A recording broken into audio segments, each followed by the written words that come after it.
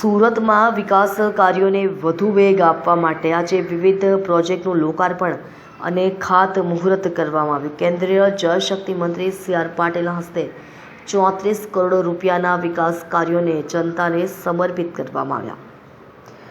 આ અંતર્ગત શહેરની 9 સરકારી શાળાઓમાં થયેલા વિવિધ વિકાસ કાર્યોનું લોકાર્પણ કરવામાં આવ્યું। વિદ્યાર્થીઓને વધુ સારી શૈક્ષણિક સુવિધાઓ મળી રહે તે હેતુથી શાળાઓમાં જરૂરી માળખાકીય સુવિધાઓ વિકસાવવામાં આવી છે।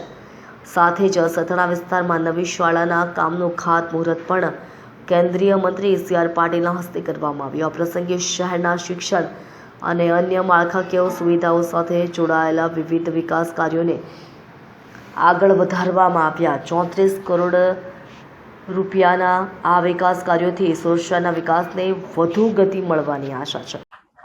આખા દેશમાં મહાનગરપાલિકા દ્વારા ચાલતી નગર પ્રાથમિક શિક્ષણ સમિતિઓમાં જો સૌથી સારું શિક્ષણ આપવામાં આવતું હોય તો એ સુરત શહેરમાં આપવામાં આવે છે। અને એના જો કોઈ અભિનંદન અધિકારી હોય તો શિક્ષક ભાઈ બહેનો છે, તેમણે ખૂબ જહેમત કરીને બાળકોને તૈયાર કર્યા છે। સાથે સાથે મહાનગરપાલિકાએ પણ રાજ્યના મુખ્યમંત્રી માન્ય શ્રી ભૂપેન્દ્રભાઈ પટેલ, નાયબ મુખ્યમંત્રી શ્રી હર્ષભાઈ સંઘવી અને શિક્ષણના મંત્રી શ્રી પ્રદ્યુમનભાઈ વાજા એમણે પણ અનેક પ્રકારની અલગ અલગ ગ્રાન્ટો આપીને સુરત મહાનગરપાલિકાને શિક્ષણના કાર્યક્રમમાં જે સહયોગ કર્યો છે એના માટે એમને પણ આભાર અને અભિનંદન આપું છું।